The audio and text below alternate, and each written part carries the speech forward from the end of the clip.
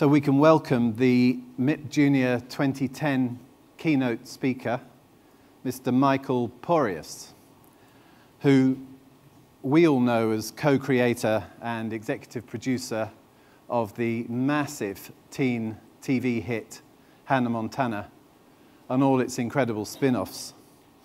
But he was also, maybe some of us don't know, that he was also a creator of another huge Emmy-winning hit for the Disney Channel, That's So Raven.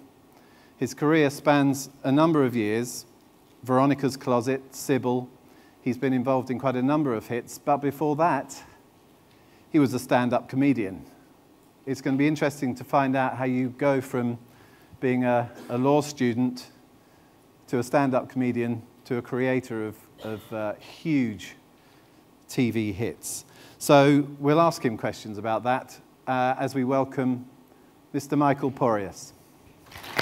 Thank you. Thank you. Great to see you. Thank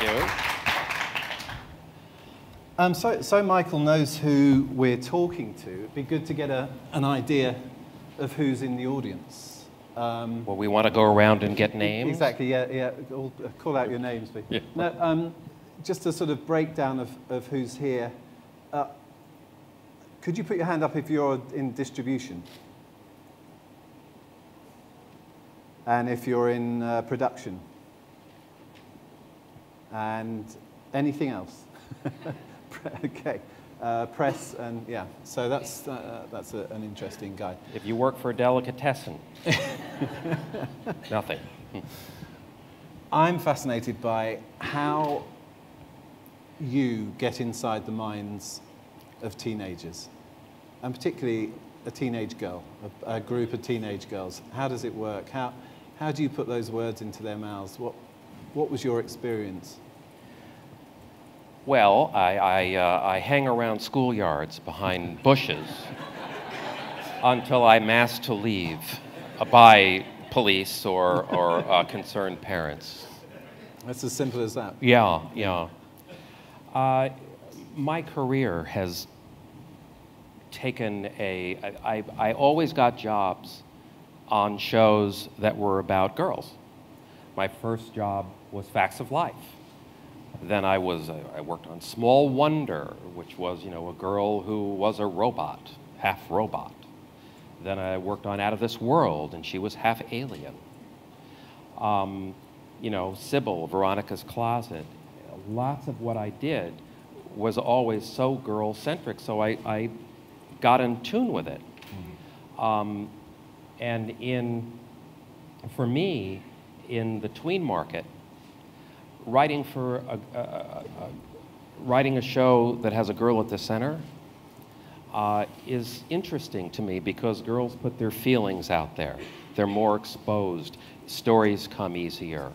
And the way I can get to writing for a girl is I take a guy, I strip away all the BS and the macho stuff, and I got a girl. Yeah. And so, we all have that. Yeah. You've shown some sensitivity in the creation of these characters as well. I mean, Miley was a big star, but she also wanted to be an ordinary girl to her friends. Right. She didn't want to be, the big show-off. She wanted a secret life and so on. So there's a little pro-social thread going through there. Right. Is that always an important element for you?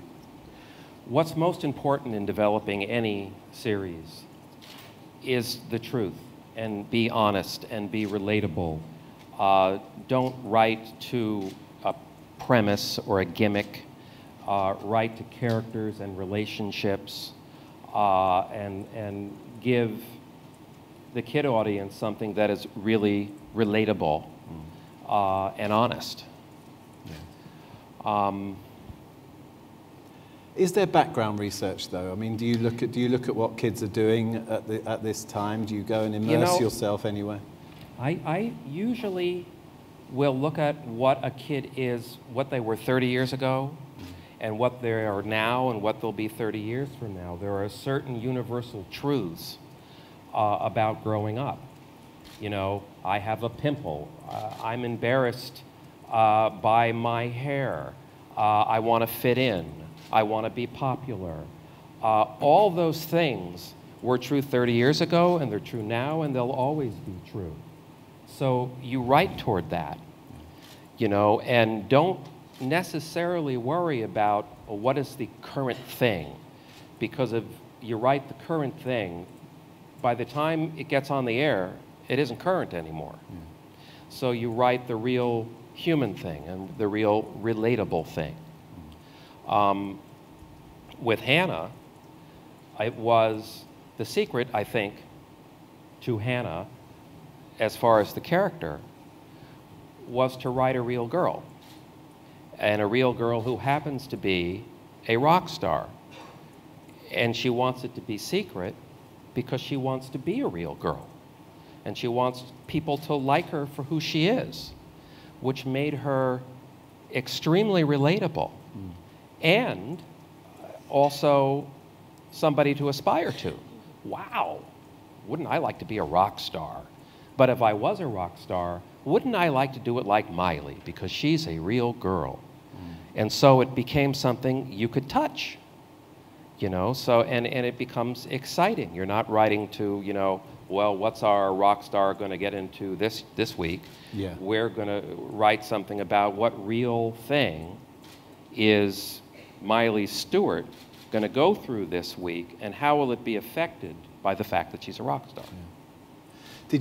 Did you bring any of that So Raven into Hannah Montana? Did you learn things about the teenage audience that you were able to take forward?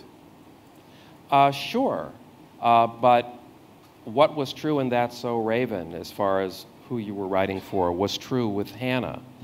That's So Raven was a little bit broader in its comedy and bigger in its comedy, because we had Raven-Symoné.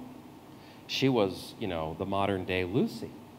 And one of the things that you do in this kind of programming is that you write to your cast. You know, you can create the character, but when you cast the character, then you write toward their strengths.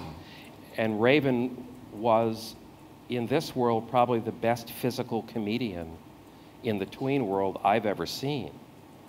You know, and so you wrote there. You know, with Miley, you write toward her strength. You know, initially, a writer's conceit was that she had confidence on stage, but off stage, she was insecure. Well, then Miley Cyrus comes in, who doesn't have an insecure bone. She's a real spitfire. And so we reworked the character to more fit her, you know, and so the audience doesn't quite know where Miley Stewart ends and Miley Cyrus begins. And it lets them touch the character more, because, and it makes the character feel more honest, because indeed it is. And you didn't warm to her straight away, I understand. She auditioned and she wasn't your first choice. We didn't have a first choice when she auditioned. She auditioned, we got a tape. I think she was 10. And she might have been 11, but I think she was 10. We were intrigued. The camera loved her. She sparkled. But we were all nervous that a 10-year-old with not a lot of experience can shoulder a situation comedy. So we kept looking and looking and looking, and we never settled on anybody, in part because of a man that's sitting over there, Gary Marsh, would not let us settle for anybody. Gary's the head of the Disney Channel. He would not let us settle for anybody. We kept pushing and pushing. Miley kept, I think, 2 or 3 times sent in another audition on tape and another audition on tape. So she wouldn't go away. You know, to the point where we flew her in, put her up in front of us, and it was magical. It was magical. It came down to Miley and another actress. Didn't know which way to go. The safe way was the other actress. the more courageous way was Miley. And I will remember, I don't think I've ever shared this, but I remember a conversation I had with Gary Marsh while I was just coming out of editing. And I didn't know. I was going safe. I didn't know. And he went courageous and really pushed for Miley. At the end of the day, to have success in this marketplace, you need courage. Yeah. You don't go the safe way. You've got to go the way that your gut's telling you to go. The way that you just look at something and say, that's undeniable. There's something about that girl. Yeah. And I will thank publicly Mr. Marsh. Because I was developing that show for a company that had courage. Did you expect at the time, because it became a multimedia product, there are concerts, movies. Now, if you'd gone with the other character, the other actress, well, the other actress, might that have happened? No. The other actress,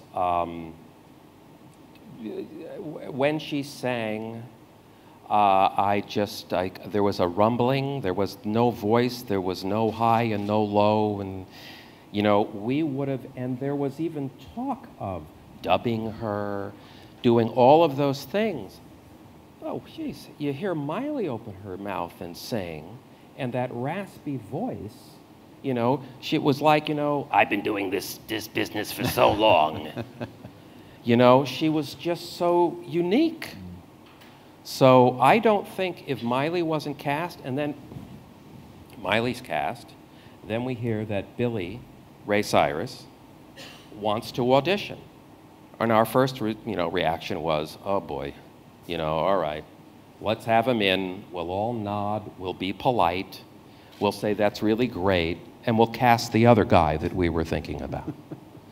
He came in, he actually, the first words out of his mouth were, you know, that other guy out in the hall is very funny, you should go with him. And then Billy read, and he was sensational. He was the part, he was comfortable. And then he read with Miley and took Miley to a whole other level. We looked at each other and just went, oh my God, you know, you can't cast chemistry like that, you know. So you weren't initially tempted by the fact that this is one of the biggest singing stars on the planet? No. I mean, honestly. The audience that would bring to the show? We cast Miley because Miley was the best for the role. Billy happened to be her father. Yeah. He happened to be interested, and he happened to work. Yeah. You know, when you have a success like this, when it's a phenomenon like this, you can't predict it. It's the perfect storm. You're with the right company. You have the right writing. You know, you have the right publicity machine. You know, the casting, the arcs. We premiered right after High School Musical. I mean, it was like somebody was looking down and said, you know, Michael, this is it. This is yours. This is going to happen for you. Congratulations. Some committee up in the heavens, you know, said Hannah Montana's going to be a smash. Yeah. You know, all I can do is do the best show I can possibly do, and then everything else goes.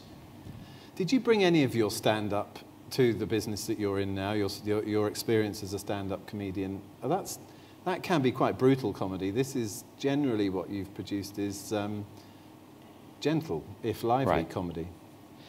The thing you bring from stand-up is timing.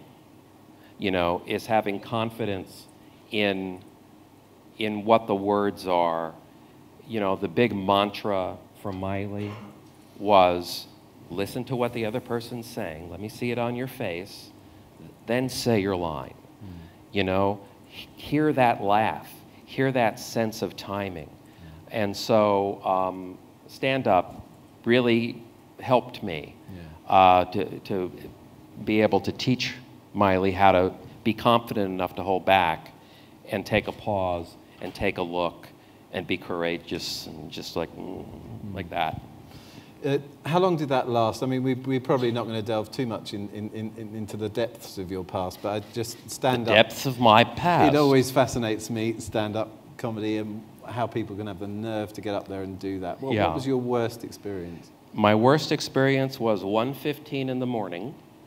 This was 1:15 in the morning, and I went on after a very young David Letterman. There was probably 8 people in the audience.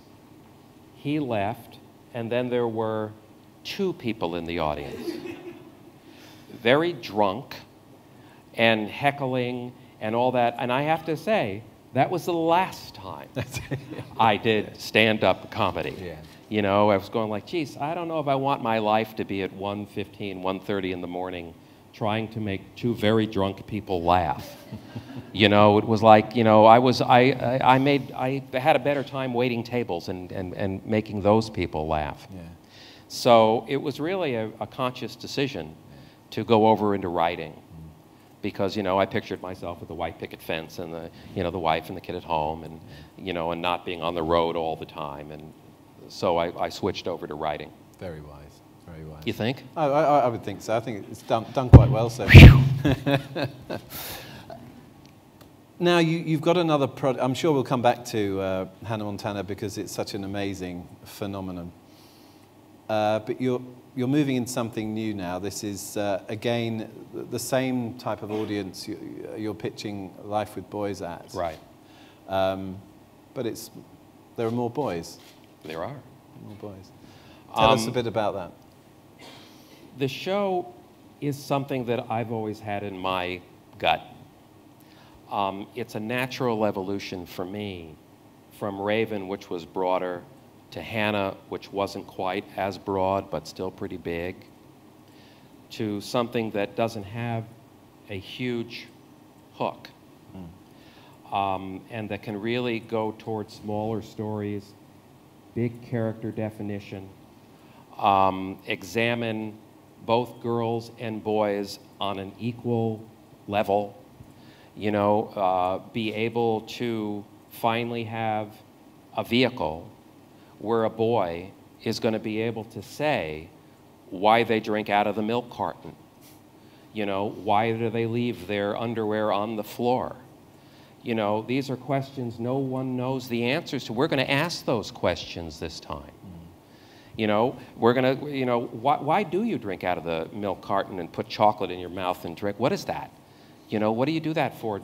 And the boy is going to say, well, I would get a glass. I go to and I have all these glasses, and I've got to choose a glass. I got to pick the glass. I've got to pour the milk into the glass. I don't know how much milk I want, so I might pour this amount of milk. Then I have to gear the chocolate. I have to put the chocolate in. I got to get a spoon.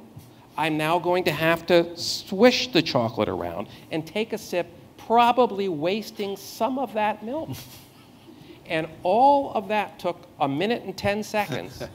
For a 5-second sip that I could have had out of the carton and a squeeze of chocolate. It doesn't make any sense. I value my time. I can't do that. And then you have to wash the glass. Where's our ecology? I mean, you know, there's soap. It goes into the sip. It's completely clear why you take that sip.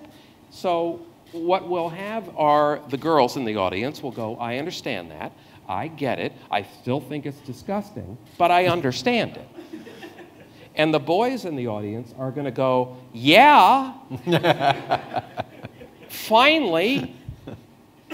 You know, and the other thing I want to say that you need, just like we needed in Hannah, the courage to cast Miley. Yeah.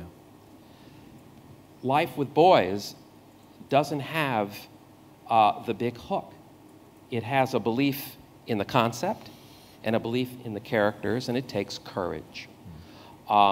Jocelyn Hamilton, YTV, stepped up and said, if you believe in this Michael, we're going to totally back you and go for it. And if you don't have producers like the Disney Channel, like YTV, saying, we're going to go out of the box here, we're going to take a chance, you're never going to get, you know, the big successes. Yeah. You know, this to me is the next step. I think, you know, I think the tween audience is gonna love it.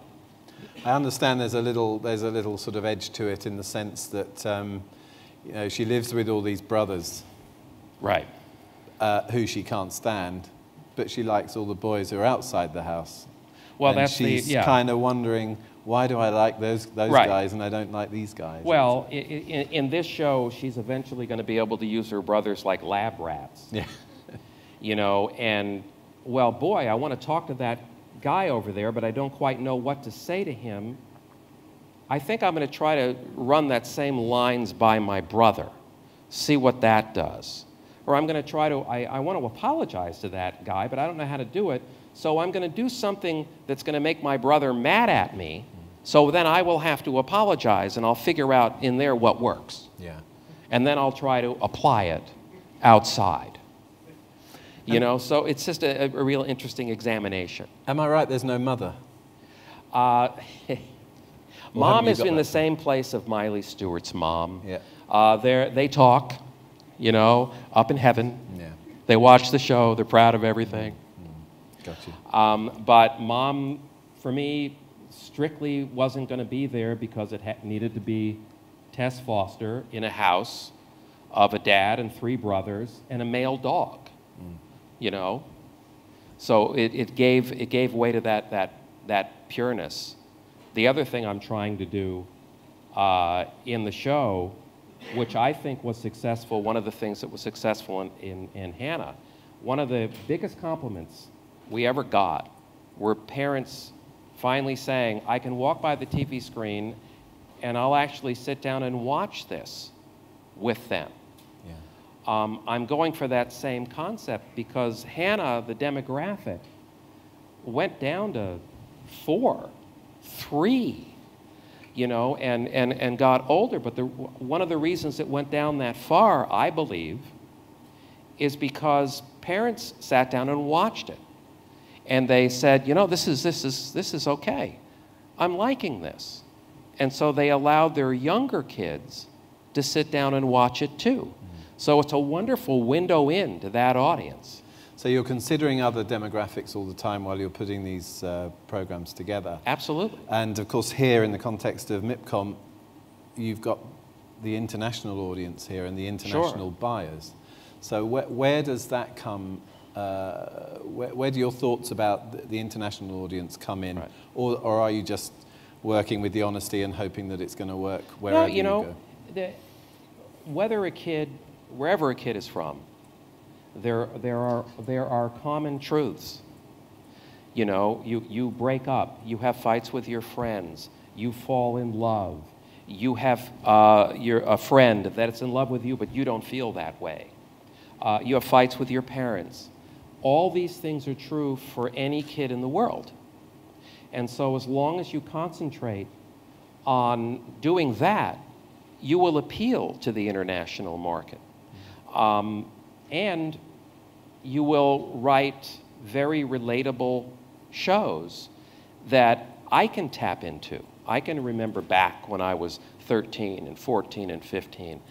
They're all the same things that the kids today are going through. And so when you write that, the other secret is never to write down to kids, write up to kids. They're so smart. They're getting smarter and smarter and smarter.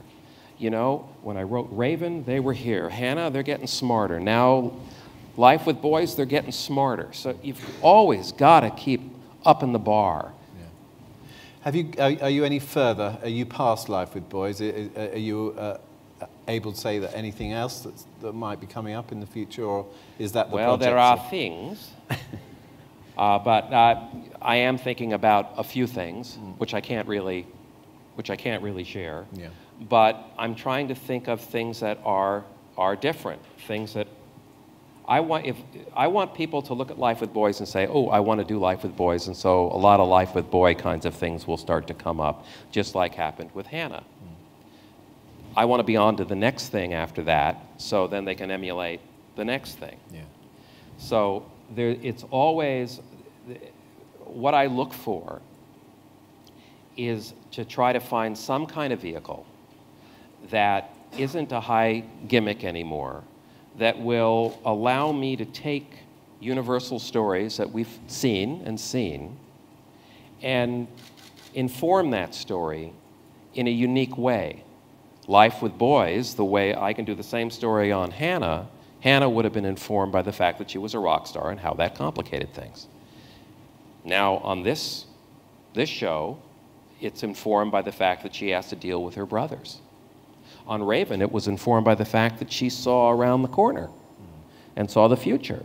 And so each one, if they could be the same topic, but they'll each take a different road. And are you always thinking TV, 26 times 30 minutes now, or are you thinking other platforms at the same time when you're creating these masterpieces? The industry is moving so rapidly in so many places. You always think about that. But if you write something that's real and truthful and that kids are going to relate to, it will fit on these platforms. It'll take care of itself. Just don't lose sight of respecting the audience. So that's what I do. I mean, and I know that there's there's direct online, there's the internet, there's all these kinds of things that are extremely interesting. And there's ways to write shows where maybe you can chop them up a little bit, do them every day. There's ways to do it, but you first have to start with something you truly believe in and then fit it to that. Your demographic watches TV with a laptop there and a mobile there. That's right. Do you bear that in mind, or is that just something you can't control? Why think about it?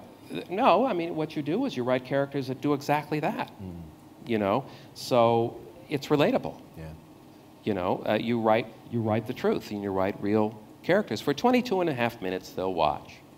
You know, and you just have to have confidence that they will. At this stage, is there anybody who would like to ask Michael a question? We have plenty more time to keep talking, but so we don't rush questions at the end. Maybe there are a few people in the audience who would like to ask. There's Rachel over there. Michael, do you feel there are topics that are difficult for you to raise with the work that you do? I'm just thinking of the kinds of problems that families might face, or prejudice. Absolutely. How do you approach that? You have to be careful how you do it, because your audience is still 6 to 11. But you can tip a toe into it. You know, dating somebody that is the interracial dating. Life with Boys, I want to do an episode about smoking or about drinking. But you don't do it heavy. You tip a toe in it, and you send the message that it's not correct. But the story that I would do would be about what happens when a sister catches a brother smoking. Does the sister tell the father when the brother says, please don't? It's an interesting situation. You know, that's how I would tackle that. And inevitably, I would hope the story would go to that the brother actually tells the father. You know, you want to do a story like that in a real way that isn't preachy. But I love stories like that, you know, because they're a challenge, you know, and it's a challenge to be able to do that story where I would be comfortable with a 7-year-old watching. Are there any taboo subjects for tweens and teens for your audience? The dirty, doing the thing. Sex. No sex. I'm sorry. There's not a lot of that going on.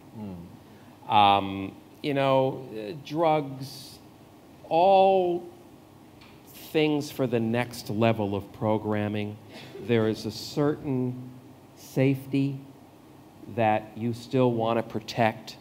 You want parents to think, well, if I watch Life with Boys, I know it's going to be responsible. I know it's going to be fun. I know if they deal with a topic, they're going to do it in a very soft way and in a way that I would approve as a parent. You know, I'm a parent first. If I wouldn't have let my 7-year-old watch the show, why would I expect others to watch the show? So with it comes just a really big responsibility, you know, and that's one of the things that's so exciting by it. I love this form of television. It's a lot of people look at children's programming and they say, well, you know, it's a kid's show. Well, that's easy. Hardest thing I've ever done, because you can't go for the cheap joke, and you can't go for the sensational joke. You've got to be pure in your comedy, and you've got to be very, very responsible. The other thing that we did on Hannah, and we're doing on Life with Boys, is the father's not an idiot. You know, for the most part, fathers are ahead of their kids. They might bumble around a little bit. They might screw up. They might be, you know, not know, especially this father with Tess. They might not exactly know what to do, but they try, and they're not the butt of jokes. You know, and that is the other way and why Hannah attracted such a family audience, and why Life with Boys will attract that same kind of family audience, because not only do you respect the kids, but you respect the adults. What shows do you like in this genre that you've had nothing to do with? None of them. Targeting the same group, doing the same kind of stuff. I think iCarly's really good. Yeah. I like that. I liked the first. This is gonna forgive me. I liked the first couple of seasons of Sweet Life. I liked Raven, of course. Mm-hmm. I tend to go away from ones that rely too heavily on a gimmick. I really like Drake and Josh because it was so simple, and it was about those characters and their relationship. I really like that a lot. If I were doing that one, it probably would have gotten a little deeper. Yeah. You know, and probably would have had a little bit more of an arc and a little bit more drama in it. But I really liked that one. You mentioned iCarly. That depends heavily on the web. Right. It's. I mean, there's a lot of interactivity in that. Do you think that's going to come from you one day? That kind of. If I can think of a way that they're not doing it on iCarly. Yeah. Right. You know, one thing that I don't ever want to do is follow. It's so important to lead, to be the one out there doing the new stuff. Yeah. That's exciting for me. I want other people to follow the stuff I'm doing. What was it like when Hannah took off? I mean, it really did become something quite huge, and then it took on a life of its own, didn't it? Right. After that, she took on a life and a career of her own. Right. What was it like? How did you respond to it? What did you ask for more money from these guys? Well, you know, you kept your eye on the ball. Yeah. You know, it went out into the world. It took off. My job at that point was to keep my cast grounded, and to keep Miley grounded, and keep reminding her of what she was doing, and not to let all of that other stuff get in the way. Yeah. You know, it was to provide her a safe place, and the rest of the cast a safe place to come, be themselves, where people aren't pulling them and pushing them to get this out of them or that out of them or that, where they felt that they were cared for. And so it was not to get caught up in it. Yeah. You know, so that was my job as an adult for the kids on the cast, is to not get caught up in it. Of course, they're going to, but they didn't nearly as much. And when they were on the set and in the studio, again, they knew it was a safe place. They knew they could come to me anytime. And they knew if the pressures ever got too much, that I would be there for them. There was one thing with Miley, which I'm going to do with the star of this next show, but there was one thing with Miley that I told her in the first season. If anything ever gets too much, if you're just overwhelmed, I don't care if the audience is there, I don't care if the cameras are rolling, just look at me. I'll know the look. And you got 5 minutes. You just go away 5 minutes, everything will stop. She's only done that, she only did that out of 101 episodes, one time. Wow. And she looked at me and everything stopped. And we were under pressure, cameras or whatever, everything stopped. And after that, she went and got her 5 minutes, came back, more collected. After that, she never asked again because she knew she had it. She knew she had that power, but she didn't use it. You know, and so that's the other kind of a thing. You don't, if I let it go to my head, then how could I tell them not to let it go to their head? Yeah. You know, so you have to be an example. And what about working with young actors? There are certain, certainly under 16, there are certain rules, aren't there? There are chaperones, there's schooling that has to take place, right, and so on. How does that interrupt the production process? I guess you have to build in a considerable. You build it in, amount of and time. you have a great crew, you have a great producer, you have great teachers. They schedule all of those things brilliantly. You know, but one of the other things that you do is always, you know, getting down to the format of it, always create a B story. So, while Miley's off at school, I can be filming something with Jackson or whatever. You know, so there's always something going on, and you try your best not to overweight and push it too much. Because again, kids first, you know, school first. They've got to do that, and you have to respect it. And we had a great team that was very supportive in that and totally organized that. What's the business model? Where's the money come from? Where does the money come from? Who invests all this money in you, and how long is it going to last? Well, the Disney Channel first invested it, and the money there, of course, came from music and merchandising and all those wonderful things. I mean, they do it fantastically. Life with Boys, Jocelyn Hamilton, my God. You know, she's put it forth. And some other people, and I can't remember who, Steve Baywall also. But that's where the money comes from. It comes from people that believe in it. And how far ahead can you look in this process? I mean, you know that more material is coming after Life with Boys. When do you see a sort of dead end? A dead end? Yeah. When do you see yourself having to go out and tout again? Or go back to stand-up? Right. Well, when I say kids today, yeah, when I start saying that, that's when I should leave. Yes. Okay. You know, or I just started going, I remember comedy when it was, then I should stop. Does anybody else have any more questions for Michael? You first. You're welcome.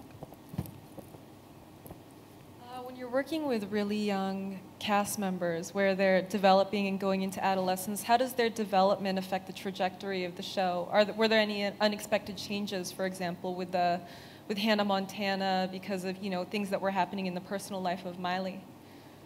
Well, I mean, like, for example, we wanted to do, and this goes to Emily, we wanted to do an episode where Emily was going to kiss someone. But Emily, you know, the character Lily, but Emily wasn't ready to do that. So we didn't do that episode. If you do episodes about, literally, an episode I'm going to be doing, if you do episodes about, I'm not developing as fast as somebody else is developing, you've got to make sure that your actress is going to be comfortable with that. And so when you get into those kinds of stories, you need to bring the actors into it. Let them own it a little bit. And then with them, you develop the story. So when you get it on its feet and put it in front of a camera, they're invested in it. They're aboard it. They feel like they've been respected. So the way to do that kind of episode, and the way we did it on Hannah, and the way we will do it, again, is to include and respect the actress. I mean, she's 10.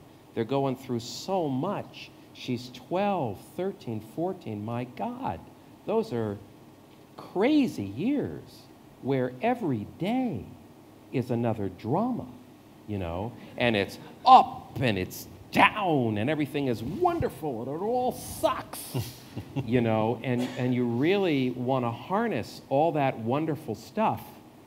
And again, the way to do it is to bring the talent aboard and let them feel that they're a part of it. We have a question over there. Hello. Nothing. Hello? Yeah. How do you explain that kind of show designed for kids, let's say from 6 to 12 or 6 to 11, also deliver very strong ratings on adults and, let's say, 15 to 34? Differently from animation, where usually an animation show really hit a target of kids. Right.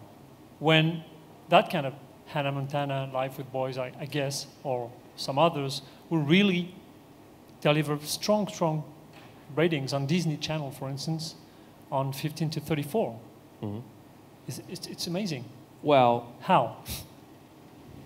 Because adults can't remember when they were a cartoon character.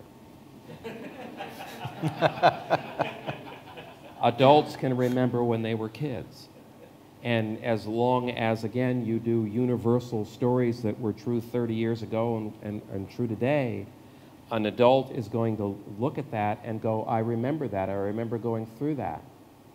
And will in some way be kind of happy that we are kind of teaching their kids that, you know, for them a little bit. But that's, in simple terms, that's why. They can relate to it. They remember back. But, you know, I don't personally remember when I was a sponge in the ocean. You know? I think the Flintstones have probably had a pretty good adult. Now I remember that. Yeah, I was going to say. Yeah. You remember that, those days? That was like Bam Bam. Yeah. Talking about the kids growing up during the evolution of a show like that, there have been some real victims, some problems along the way with child actors. Right. Taking the wrong path at some stage. Very famous, high-profile ones. Macaulay Culkin. Right. Lindsay Lohan, I guess now. Right. Do you build in a consideration for that kind of thing? Is there any sort of, is there anyone on the lookout? Any mentors around that are helping to make sure that doesn't happen? Well, at the end of the day, it's about their support system when they go home. Yeah. And you hope that support system is going to be great, but you don't know. So all you can do is give them that support system when they're in my world, and tell them that they can come anytime and protect them as best you can and keep an open communication as best you can with not only them but with the parents. And if you see something that's up, talk to the parents. But again, at the end of the day, it's the parents, and it's what that child goes home to. Miley, fortunately, went home to mom and dad, you know, and was able to keep her balance. And the person we're casting, hopefully, as Tess, has a happily married mom and dad. That's a good thing. You know, but you try your best. But, you know, again, at the end of the day, you're not dad. You can only try to protect as much as you can. You don't plan for anything like that to go wrong. You know, you've got to approach it optimistically that it won't go wrong, and that if you start to see things happening, that you talk to everybody.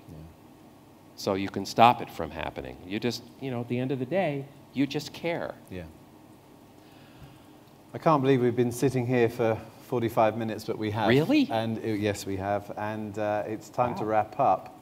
I would like to thank everybody for coming and listening to this great story. Well, thank you. And most of all, I'd like to thank you, Michael. I appreciate it. Thanks very much.